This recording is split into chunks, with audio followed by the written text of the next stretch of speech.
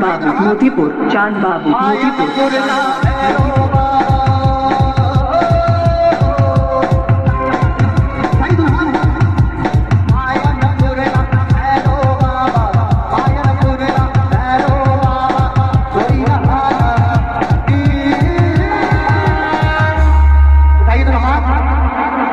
डमरू बजाते हुए बाबा के दरबार में जिनके हाथ है वो अपने हाथ से डमरू बजाएंगे, बाबा भोले के बनाएंगे।